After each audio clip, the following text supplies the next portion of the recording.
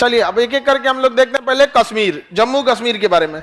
जम्मू कश्मीर का इतिहास बड़ा पुराना रहा है। यहाँ पर शुरू से ही यहाँ विवाद रहा है। जम्मू कश्मीर में अशोक ने श्रीनगर शहर की क्या किया था, स्थापना किया था। श्रीनगर शहर की क्या किया था, स्थापना।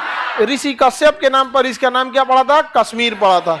क्या पड़ा था, कश्मीर। एक समय था यहाँ पर अलग अलग लोगों का शासन हुआ करता था। एक समय में यहाँ पश्तून दुरानियों का शासक था। पश्तून दुरानी से इसमें सिख शासकों ने कब्जा कर लिया, तो ये किसके पास चला आया, सिख शासक से। सिख शासकों को हरा दिया अंग्रेजों ने, तो कश्मीर पर किसका आ गया, अंग्रेजों का। अंग्रेजों ने कश्मीर को बेच दिया, डोगरा शासकों को बेच दिया। लो कश्मीर खरीद लो। अंग्रेजों ने किसको बेच दिया, डोगरा शासक। तो यहाँ शासन किसका हो गया, डोगरा शासकों का। किसका शासन हो गया, डोगरा शासन। तो कश्मीर का अंतिम राजवंश डोगरा शासन। अंतिम राजा थे हरि सिंह। राजा का नाम क्या था, हरि सिंह। हरि सिंह। अब कश्मीर के राजा हरि सिंह थे, ये उतना दिमाग वाले नहीं थे। इनका मंत्री जो था बहुत समझदार था, नाम था उसका शेख अब्दुल्ला। शेख अब्दुल्ला। प्रधानमंत्री इनका सलाहकार कौन था, शेख अब्दुल्ला। अब जब देश आजाद हुआ तो अंग्रेजों ने भारतीयों से कहा कि देखिए जितने भी छोटे छोटे राजा हैं वो या तो भारत में मिल जाए, या मन कर रहा है तो पाकिस्तान में मिल जाए, या मन कर रहा है तो क्या करे, अपना देश बना ले। सोचिए अंग्रेज सब, भारत है यहाँ, आजाद करके जाओ ना यहाँ से, आगे बढ़े। तो बताइए हरि सिंह के प्रधानमंत्री कौन थे, शेख। हरि सिंह को इन्हें कहा था अपना अलग देश बनाइए, कश्मीर क्या रहेगा, अपना देश बनेगा। बताइए धर्मशाला बना रहे हो लोग। देश बनाने के लिए इतना नॉर्मल चीज होता है, केवल जमीन का टुकड़ा थोड़ी चाहिए, उतना आपके पास सक्षम वातावरण होना चाहिए, सेना होनी चाहिए, अर्थव्यवस्था होनी चाहिए। सेब बेच के देश बना लेंगे। कश्मीर में पर्यटन, सेब, ड्राई फ्रूट और कौन चीज होगा ज्यादातर यहाँ पे, नहीं समझे। तो हरि सिंह ने चढ़ा दिया। अब हरि सिंह साइन नहीं करे, सरदार पटेल कहे हरि सिंह को कि साइन कर ले भाई, क्या कर दो, साइन कर दो। अच्छा अंग्रेज जब इतना खचरा था, सब देश आजाद हो गया 1947 में, देश आजाद हो गया 1947, लेकिन सेनापति अंग्रेज का था। सेनापति किसका था, अंग्रेज। कहा कि जब तक आप संविधान नहीं बनाएंगे सेनापति किसका रहेगा, अंग्रेजों का ही रहेगा। अब सेनापति कानून के हिसाब से चल रहा था। सरदार पटेल ने कहा कि हमला कीजिए, कश्मीर हमारा होगा। तो कहा कैसे कर देंगे आप, साइन करके देगा, हम अभी हमला कर देंगे। हरि सिंह साइन नहीं कर रहा था। जिन्ना के पास भी जो सेनापति था वो भी कौन था, अंग्रेज। जिन्ना ने भी कहा ये हमला करो इस पे, कहा हमला कैसे कर दे, हरि सिंह साइन करके देगा, कश्मीर पाकिस्तान में मिलेगा तो हम हमला कर देंगे। यानी दोनों के पास बराबर मामला था। लेकिन जिन्ना ने क्या किया, एक गलत सहारा लिया। उसने कहा कि कुछ लोगों को चढ़ा के बंदूक दिया, हथियार दिया, कहा जाकर मारो कश्मीरियों को। न्यू ही खराब हो गई, क्योंकि जब आप किसी को बंदूक चलाना सिखा देते हैं तो फिर वो लाइफ टाइम बंदूकें चलाएगा। शेर को जब मांस लग जाता है तो खिचड़ी नहीं खाएगा वो। हम लोगों ने क्या किया, ये इंसानियत बनाया, और उसने क्या किया, हमला कर दिया। और यहां जब आप हमला करने किसी को इलीगल भेजते हैं ना, तो कहेंगे एक आदमी को मारने के लिए तो 10 आदमी को मार देगा। सेना अगर हमला करेगी तो मार के काम खत्म होगा, लौट आएगी। नॉर्मल आदमी को भेजा, मार देगी, उसका दुकान शटर तोड़ देगी। सोना का दुकान है, लूट यहाँ एथिक्स खत्म, मोरल खत्म, कोई कंट्रोल करने वाला नहीं रहेगा, लूट खसोट ज्यादा हो जाएगा। जबकि बाकी में ऐसा नहीं होता है। आप ही लोग को पुलिस बंदूक दे दिया, कहा जाए कि पूरे शहर की सुरक्षा व्यवस्था आपके हाथ में, रात में तुम ही लोग ताला तोड़ने लगेगा। नॉर्मल पुलिस रात भर आपका दुकान किसके भरोसे खुला बंद रहता है। पुलिस का कभी सोचे जिस दिन वो चाह देगी क्या होगा, एक सड़क पे 2 जीप उधर 2 जीप इधर, भाग यहां से, रास्ता खाली हो जाएगा। लेकिन आप कितनों गरिया लीजिए पुलिस को, लेकिन अल्टीमेट आप उन्हीं के पास जाते हैं। सोचिए आज हम लोग आवाज उठाते हैं पुलिस के ऊपर, आधा घंटा लग गया पुलिस को आने में। भाई आपके घर से पुलिस स्टेशन जितना दूर है ना, पुलिस स्टेशन से आपका घर भी उतने दूर है। तो इधर से कौन घुसा दिया, सेना, जिन्ना। सेना घुसाया कि आतंकवादी, सबको आतंकवादी ने जमीन कब्जा किया ही, लोगों का सामानों लूटने लगे सब। हद तब हो गया जब वहां वो हमला करते थे सब ना, तो इतना एरिया कब्जा किए, तो वहां महिलाओं को लेके, लड़कियों को लेके जाने के हम ब्याह करेंगे, आगे बढ़ाना तो एक और लड़की दिखी तो एक से कर लेंगे हम। लूट खसोट इतना रद्द कर दिया, इतना तबाह कर दिया कि हरि सिंह कहा कि भाई अब हमरो यहां से उठा मत ले जाए दिग्दुगुरी। तब हरि सिंह भागे आए सरदार पटेल से मदद मांगने, नेहरू से। नेहरू जी हमारी मदद कीजिए, तो क्या जरूर करेंगे। सरदार पटेल कहे जरूर करेंगे, पहले साइन कराइए करा से। ढेर होशियार बन रहा था तो साइन किया, मैं भारत में विलय करता हूं। तो भाई हरि सिंह का तो एरिया ये पूरा है ना, ये पूरा एरिया है। और जब उन्होंने साइन किया मतलब पूरे के लिए साइन किया, लेकिन जब तक वो साइन किया अक्टूबर में आके साइन किया। आजादी मिली थी कब? अगस्त में। अगस्त, सितंबर, अक्टूबर, लास्ट अक्टूबर, 26 अक्टूबर को जाके कर रहा है। बताइए अक्टूबर खत्म करके 26 अक्टूबर को कर रहा है। 3 महीना में कितना हमला हो जाएगा समझ रहे हैं आप लोग यहाँ पे। तब तक इतना एरिया कब्जा कर चुका था। तब हरि सिंह आए। तब कौन किया? हरि सिंह साइन किए और कहे बचा लीजिए। तब सरदार पटेल ने साइन कराया और सरदार पटेल जो गृह मंत्री थे तुरंत जाके अंग्रेजों की सेनापति को दिए, ये देखिए अब साइन हो गया, अब तो हमला करेंगे ना, अब आप स्वतंत्र हैं, अब हमला कर सकते हैं। तो जवाहरलाल नेहरू प्रधानमंत्री थे, सरदार पटेल ब्रिगेडियर उस्मानी को भेजा गया। किसे भेजा गया? ब्रिगेडियर उस्मानी। जिन्ना का हालत खराब हो गया क्योंकि ब्रिगेडियर उस्मानी जो थे ना उस समय ब्रिटेन की आर्मी से, इंग्लैंड से ट्रेनिंग लेके आए थे। उस समय का सबसे बड़ा जो ट्रेनिंग एकेडमी वहां था और जिन्ना ने उनको ऑफर दिया था, आ जाइए हम आपको अपने यहाँ का सेनापति बना देंगे। जिन्ना ने ऑफर दिया था ब्रिगेडियर उस्मानी को, क्या बना देंगे? सेनापति बना देंगे आप। तो ब्रिगेडियर उस्मानी ने कहा कि जिस देश की धरती की शपथ लिए थे, जिस देश की धरती का हमने मेडल पहना था, जिसने हमें नौकरी दिया था, और जब हथियार उठाने से पहले जब हम सर्विस में आए थे तो जो शपथ लिए थे, आपके सेनापति बनने के लिए हम उस भारत का शपथ कैसे भूल जाए? भूल जाइए, आपका पाकिस्तान बन गया है, मरेंगे तो इसी धरती पे मरेंगे यहाँ पर। तो ब्रिगेडियर उस्मानी को जब कमांड दिया गया तो उसके बाद से पाकिस्तानी 1 इंच आगे नहीं बढ़ सके थे। 1 इंच आगे पाकिस्तानी नहीं बढ़ सके। यहां से पूरी तरह से ब्रिगेडियर उस्मानी ने क्या किया? सेना बिछा दिया और पाकिस्तानियों को खदेड़ना चालू कर दिया यहां पर, और पाकिस्तानी सबको पीछे ढकेलने लगे। नौशेरा एक जगह है कश्मीर में जहां पाकिस्तानियों ने अपना गढ़ बना लिया था और वहां पूरा गोदाम बना लिया था गोला बारूद का, और नौशेरा में पूरे ब्रिगेडियर उस्मानी 1 दिन में कब्जा कर लिया, गोदाम वोदाम सब उड़ा दिए, भाग गया सब पाकिस्तानी का। यही हथियार का यूज करो यहाँ पे। ब्रिगेडियर उस्मानी की एक समझिए एक अच्छाई कही है, खराबी ढीठ बहुत थे, ढीठ बहुत थे। वहां पे युद्ध के मैदान में ही जाके उनको समझाते थे अपने सैनिकों को।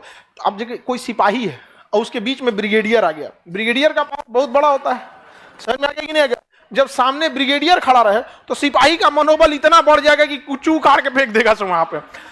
इसी बीच में जब ब्रिगेडियर उस्मानी थे तो एक तोप का गोला इनके ऊपर आके गिर गया। हालांकि कई बार ये बच चुके थे। एक बार तोप का गोला जैसे जहां खड़े होते हैं भाषण देने गए ना, जैसे वहां से भाषण देके खत्म होके हटे तुरंत वहां एक तोप का गोला गिरा।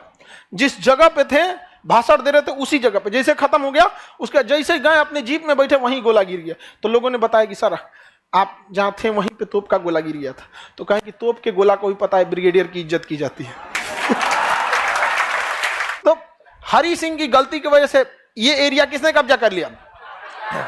अब जवाहरलाल नेहरू को ये लगा कि हम मुकदमा कर देते हैं, हम क्या करते हैं? केस कर देते हैं। कहां पर? यूएनओ में। कहां केस करेंगे? यूएनओ में। अब जवाहरलाल नेहरू चूंकि वकील थे, उन्हें लगा केस लड़ लेंगे, लेकिन ये नहीं समझ पाए अंग्रेज यूएनओ ऐसा संस्था बनाए जहां कोई भी मामला फंस जाता है, और लेके चले गए कश्मीर मामला को कहां पे? यूएनओ में। अब पाकिस्तान कहता है कि हम यहां जनमत संग्रह कराना चाहते हैं, यहां के लोगों से पूछना चाहते हैं तुम कहां रहना चाहते हो, हम लोगों से मिलना चाहते हैं कहां रहना चाहते। लेकिन हरि सिंह जब साइन किए थे ना, तो शेख अब्दुल्ला एगो खचरा था, उसने 370 जोड़वा लिया था। क्या जोड़वा लिया था? 370, जिस वजह से हम लोग वहां नहीं रह सकते थे। मोदी जी यहां किसको निपटा दिए? 370 निपटा दिए। सरदार पटेल ने साइन करा लिया, ब्रिगेडियर उस्मानी तबाह कर दिए, और नेहरू कहां लेके चल गए? यूएनओ में। देखिए नेहरू अगर यूएनओ में ले गए तो आप भले नेहरू की गलती कीजिए, लेकिन गलती जो है यूएनओ की है। यूएनओ छाती पीट के चिल्लाता है यूक्रेन में क्या हो गया, यूक्रेन, अरे सीरिया में क्या हुआ था, अफगानिस्तान में घुस के मारे लोग, क्या हुआ था अफगानिस्तान में, इराक में क्या किया, सब तबाह कर दिया सब इराक में। ये इनकी लॉयल्टी केवल अपने वेस्टर्न कल्चर के लिए है, याद रखिएगा। बाकी हम लोग को मजबूरी है इन चट्टों की, हम लोग को इज्जत से बात करता है, वरना जिस दिन हम लोग गूगल, यूट्यूब, फेसबुक, हैंडसेम का बहिष्कार करेंगे लोग ना, उस दिन शांत हो जाएंगे ये लोग। यहाँ पर समझ में आएगी नहीं आएगी? यहाँ पे तो 370 जोड़ देने की वजह से हो गया। अब यूएनओ में पाकिस्तान क्या कहता है कि हम यहाँ पे चुनाव कराना चाहते हैं। अब समस्या ये है कि पाकिस्तान ने कश्मीर मुद्दा को कभी भी एक जमीन की लड़ाई नहीं बनाया, बल्कि धर्म की लड़ाई बना दिया। किसकी लड़ाई बना दिया? धर्म की। और माइंड गेम खेलता है पाकिस्तान कैसे, ध्यान से समझिएगा। पाकिस्तान का माइंड गेम कैसे है, वो अपने आतंकवादियों को भेजता है कहाँ पे? कश्मीर में, और कहेगा नमाज पढ़ने वाली टोपी पहनो। आप बताओ, लड़ाई लड़ने के लिए तो हेलमेट पहनना चाहिए ना। हम ही लोग अगर कहीं लड़ाई लड़ने जाएंगे तो क्या गमछा बांध के जाएंगे? कि टोपी पहन के जाएंगे? हेलमेट पहन के जाएंगे? हेलमेट नहीं भेजता है, क्या भेजता है? टोपी। और टोपी में भी नमाज वाला। अच्छा, हम लोग चितकबरा कपड़ा पहनेंगे, छुपने में आसानी है, वो कुर्ता पैजामा पहनाएगा। उसका मकसद कभी कश्मीर मुद्दा जमीन का रहा ही नहीं, वो बार बार इसे धर्म पे ले जाना चाहता है, ताकि मरने वाले के बाद क्या पता चले? धर्म पता चले। जानबूझ के वो भेजना चाहता है। समझ में आएगी नहीं आएगी पे? उसके बाद भी उसने क्या किया? कश्मीर को किस तरह से बर्बाद करना चाहे। अपने आतंकवादियों को बोलता था जाओ गोली चलाना और घर में घुस जाना, और उस सब बैग में बुर्का लेके आते थे सब, नकाब, और जानबूझ के नकाब में बैठ जाते थे सब, ताकि आर्मी आएगी, अगर नकाब नहीं चेक करेगी तो गोली मार देगा सब, और चेक करेगी तो आतंकवादी मराएगा सब। लेकिन एक के चक्कर में तो सबका चेक करना पड़ेगा, और जब चेक करेंगे तब पाकिस्तान कहेगा देखो देखो क्या होता है। अब भाई किसी का कोई घूंघट, देखिए नकाब तो एक बहुत ज्यादा कवर होता है, घूंघट तो नॉर्मल कवर होता है, अगर कोई घूंघटो उठा के चेक करते एक तो ईगो वाली बात आएगी कि नहीं आएगी? तो पाकिस्तान का माइंड गेम समझ रहे हैं, इसलिए इंडियन आर्मी घरे उड़ा देती है अब।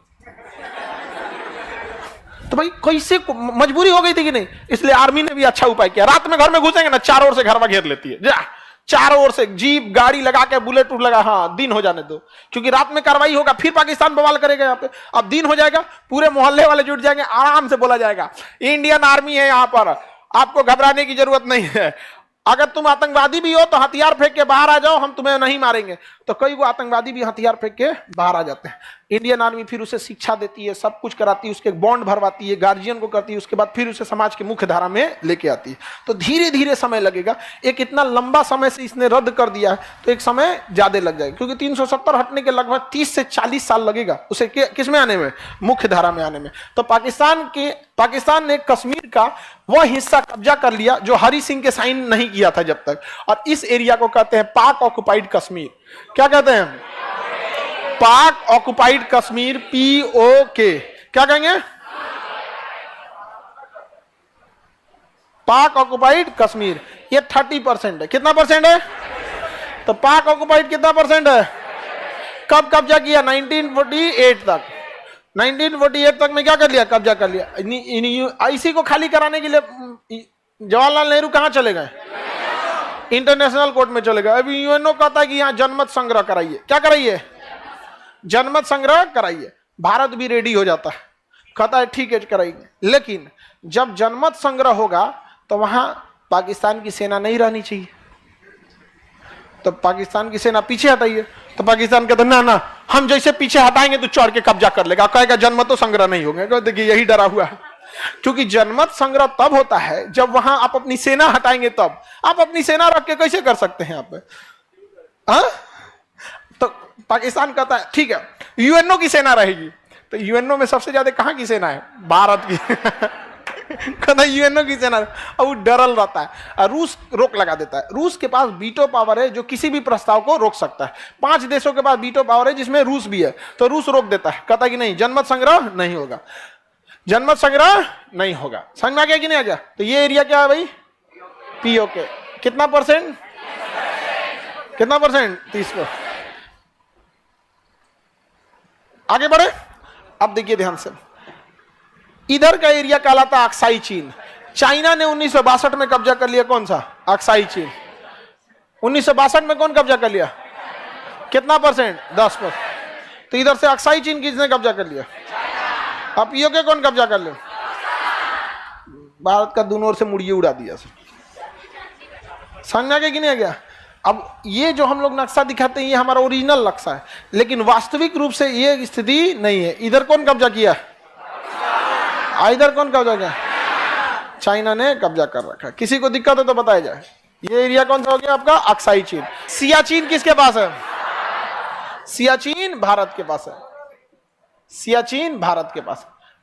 एक बार पाकिस्तान ने ना 1984 में सियाचिन पर कब्जा कर लिया।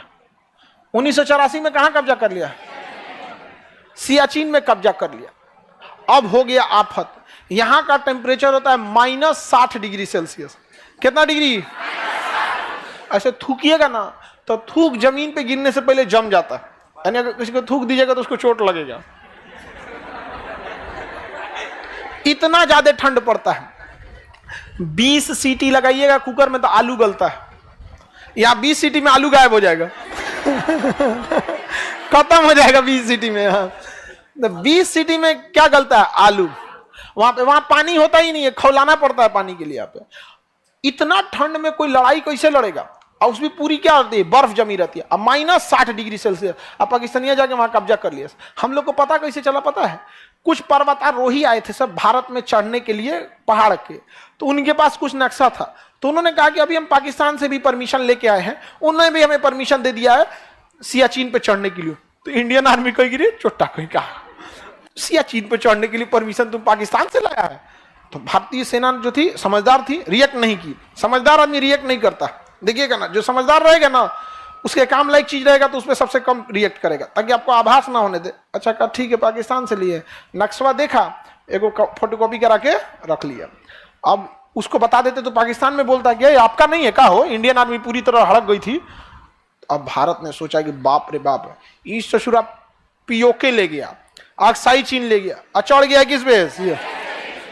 सियाचिन पे। अब इंडियन आर्मी भेजी सियाचिन पे रेकी करने के लिए, रेकी मतलब जासूसी करने के लिए। जो गया उनको ठंडा मार दिया, वापस आए लोग। उन लोग को पता चला कि यहाँ लड़ना असंभव है, क्योंकि जिस कपड़े की जरूरत है -60 डिग्री सेल्सियस का कपड़ा, ये कपड़ा हमारे पास अवेलेबल नहीं है। हम लोग ये कपड़ा लेके लड़ाई, नॉर्मल कपड़ा में लड़ाई नहीं लड़ पाएंगे। तब पता चला कौन कपड़ा बनाता है, तो नॉर्वे नामक एक देश था। एक देश का नाम क्या था? नॉर्वे देश वो कपड़ा बनाता था। तो भारत ने कहा कि ठीक है, अगले साल हम लोग युद्ध करेंगे, हथियार वगैरह रेडी रखो, और नॉर्वे से कपड़ा मंगाते हैं। तो नॉर्वे से जब कपड़ा मंगाए गए तो कपड़ा बहुत हल्का था और ठंड पूरा रोक लेता था। तो लोग, इंडियन आर्मी ने कहा कि ठीक है, नॉर्वे की कंपनी कहा कि हमको कपड़ा ऑर्डर करना है, 10,000 पीस हमको दे दीजिए। तो नॉर्वे ने ले लिया टेंडर, लेकिन कहा कि हम आपको 2 साल तक नहीं दे पाएंगे, क्योंकि अभी हमारे पास ऑर्डर बहुत ज्यादा है। तो भाई किसी कंपनी के पास ऑर्डर ज्यादा रहता है। तो इंडियन आर्मी ने रिक्वेस्ट कहा कि हमको अर्जेंट बेसिस में चाहिए, हमको दे दीजिए। तो उसने कहा कि देखिए, हमें जो पहला भी ऑर्डर आया ना वो भी अर्जेंट बेसिस का है, पाकिस्तान का। तो इंडियन आर्मी यहाँ में ये कौन सी कर दिया रे तुम यहाँ? अब तो पगला गए हम लोग, क्योंकि उसके पास कपड़े पहले से थे उसके पास, और एक्स्ट्रा मंगा रहा था कौन? पाकिस्तान। अब इंडियन आर्मी कहेगी 1 साल अगर रुकेंगे ना तो पहले ऑर्डर किसको मिलेगा? पाकिस्तान को। सियाचिन हाथ से निकल जाएगा। इंडियन आर्मी अपने जवानों को बुलाई जो सबसे सशक्त थे, और पूछी कि देखिए हमारे पास ये हकीकत है कि जिन कपड़े हमारे पास है उसमें हम लोग सरवाइव करना बड़ा मुश्किल है। यानी अगर जाएंगे 10 लोग तो 5 आदमी तो बीमार पड़ जाएंगे ठंड से। क्या आप लड़ सकते हैं? स्थिति ऐसी है कि अगली साल नामुमकिन हो जाएगा। तो इंडियन आर्मी के जवानों ने कहा कि हम बिल्कुल लड़ेंगे, इसी कपड़ों में लड़ेंगे, और आगे से चढ़ाई कर देते हैं। तो 1 साल वेट नहीं किया गया, जबकि अगले दिन ही चढ़ाई के लिए भेज दिया गया। यहाँ पे डर इस बात का था, पता है क्या है? हमारे सैनिक बीमार पड़ रहे थे, ठंड थी, और वो वहां पहले से थे। अगर पता चल जाता कि इंडियन आर्मी जा रही है तो फिर उनको लिए जीतना एकदम इजी था, क्योंकि पहले से स्टैंड लिया था। मार देते यहाँ पे, अब कुछ नहीं करना है, बम का गोला मारते, बर्फ गिरता, भूस्खलन होता, पूरा पहाड़े घसक जाता वहां पे। तो इंडियन आर्मी करे तो क्या? तो कहा गया कि आप लोग जब जाइएगा, चढ़ाई कीजिएगा ना, तो सफेद कपड़ा दिया गया, पूरा कपड़ा रहता था ये वाला ठंड वाला, और सफेद जैकेट दे दिया था, दस्ताना भी सफेद, सब चीज सफेद, मास्क भी सफेद, ठंड से बचाना होता ना, चश्मों का खोलवा जो रहता तो वो कौन चीज सफेद, सब चीज सफेद। और चलते तो लोग बर्फ में सफेद तो पता ही नहीं चलता था, दिख भी नहीं करता था यहाँ पे। लेकिन उनको सख्त आदेश दिया गया था कि आप रेडियो पे बात नहीं करेंगे, क्योंकि जैसे रेडियो पे बात करेंगे ना उसकी फ्रीक्वेंसी सुनाई देने लगती है। उसकी फ्रीक्वेंसी क्या करती है? सुनाई देती है। क्योंकि अगर आप जैसे अभी कोई वायरलेस पे बात कर रहा होगा ना रेडियो पे, आपके पास भी अगर वायरलेस वाला होगा ना एंटीना, अगर उस फ्रीक्वेंसी पे ले जाएंगे तो आपको भी बतिया सुनाई देने लगेगा। कहा कि इस पे मत रहना वरना पाकिस्तानी सुन लेंगे। सोचिए इंडियन आर्मी को कितनी तकलीफ हुई होगी कि उस दुर्गम परिस्थिति में जाना है जहां कपड़े भी उस लायक नहीं है, लड़ाई भी लड़ना है, बीमार पड़ गए तो रेडियो पे भी नहीं बता सकते। समझा कि नहीं? अब जब वहां पहुंचे कारगिल की लड़ाई एकदम सियाचिन पे, तो रास्ते में बहुत सारे लोग बीमार पड़ गए, लेकिन कैसे भी करके टेंट लगाया गया। टेंट लगाने से थोड़ा सा ठंड बच जाता है, हवा वगैरह। टेंट लगा के आराम कर रहे थे लोग। एक सिपाही था जो बाहर संतरी की ड्यूटी कर रहा था, क्योंकि एक आदमी जगता है, बाकी सब लोग सोए रहते हैं, और जब वो जगते हैं तो उसको लोग सुला देते हैं। रात 2 बजा ना, तो उसमें एक चुनमुन पांडे था, हाँ चुनुन पांडे, जो संतरी का ड्यूटी कर रहा था। उसको अचानक से दिखाई दिया ना कुछ सैनिक आ रहे हैं, अब करे क्या करे, कुछ सैनिक आ रहे हैं तो देखा कि कुछ सैनिक आ रहे हैं तो सोचा उठाने के लिए, तब तक देखा कि उधर से सैनिक फायरिंग पोजीशन पे हैं, तो इधर से चुनमुन पांडे ने क्या कर दिया, गोली चला दिया। और जब गोली चलाया तो उधर से भी क्या चलने लगी, गोली चलने लगी। और गोली चलने लगी तो इसने जो निशाना लगाया था सटीक लगाया था, और इस निशाने से मारा, उधर 3-4 ठो मर गया। और उधर से भी गोली चलने लगी तो गोलीबारी की आवाज सुन के ये लोग जग गए। और तब तक जब देखे लोग तो तब तक इनको गोली लग चुकी थी, शहीद हो चुके थे और गोली चलाइए रहे थे। तब तक ये लोग उठ के और जो पाकिस्तानी उधर से आ रहे थे सबको मार के दरदरा के नाच दिया। सब पाकिस्तानी वहां क्या हो गया, सब मर गया सब। अब जब पाकिस्तानी मर गया तो ये लोग को डबल खुशी थी, कपड़वा मिल गया। सच्चा तो नहीं, ठंडा में कांप रहे थे यहाँ पे, समझ में आ गया कि नहीं। जबकि एक हमारा जवान क्या हो गया, शहीद हो गया। लेकिन सोचिए अगर वो लोग गोली चला देता और शहीद हो जाता तो इन लोग को सोए में आगे गोली मार देता सब। अब इसने कितना समझदारी किया, धड़धड़ा के गोली चलाया कि भाई उठाए से अच्छा गोलियां क्या वजह से तो उठबे करेंगे, धड़धड़ा के मार दिया। सारे पाकिस्तानी क्या हो गए, सब मर गया सब। शहीद कौन जी, मर गया सब। यहाँ पाकिस्तानी क्या हो गया, मर गया। भारतीय सेना ने उसका क्या कर दिया, कपड़वा पहन लिया, उगारे फेंक दिया, भाग गया छोटा। उनको दफना दिया गया। इंडियन आर्मी चाहे जितने भी पाकिस्तानी मारे जाते हैं हम लोग उनको दफनाते हैं, और बाकायदा जो इस्लामिक परंपरा है उस विधि से हम लोग क्या करते हैं, दफनाते हैं। देखिए लड़ाई अपने जगह पे है, संस्कार अपने जगह पे होता चाहिए। आप देखिएगा महाभारत और रामायण में जितनी लड़ाइयां हुई हैं लंका में, उससे ज्यादा खून खराबा तो कहीं नहीं हुआ, लेकिन संस्कार की हानि आप कभी नहीं देखिएगा। मरने के बाद ऐसा नहीं हो गया कि कहीं संस्कार विहीनता हुई थी। तो हम अभी भी उस परंपरा को, उसको दफना दिया गया। अब पाकिस्तान वाले जो थे सब, उन सबको लगा कि भाई उनकी आर्मी तो पहुंच चुकी है यहाँ पर, अब ये लोग रेडियो ऑन कैसे करें, यहाँ पे इतनी बड़ी जीत हो गई थी, बताइयो नहीं पाए लोग कि भाई कपड़ा मिल गया हमको। तब तक उधर पाकिस्तानी हेलीकॉप्टर आया खाना पहुंचाने के लिए। क्या पहुंचाने के लिए, खाना। अरे चोटा कहीं का यहाँ खाना वाला चल गया। खाना वाले ये लोग हैं, बढ़िया बढ़िया उधर से लाया होगा बिरयानी उरियानी बना के, खाना गिरा दिया, एक्स्ट्रा कपड़ा कंबल वंबल सब गिरा दिया यहाँ पे। ये लोग कहेंगे thank you thank you thank you,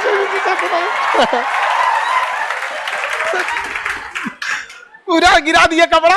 अब ये लोग रेडियो चालू किए इंडियन आर्मी को, बेस कमांड को, कि 2-4 और एक आध बटालियन भेजिए, हम लोग यहाँ कपड़ा का इंतजाम कर लिए हैं। अब ये रेडियो का कुछ ने दुकान खुलल है का? यहाँ कोनो चीज का दुकान ना खुलल है, आसपास खाली बर्फ दिख रहा है। यहाँ पे मार दिए लोग पाकिस्तानियों का, उसको उघारे रखे हैं उधर।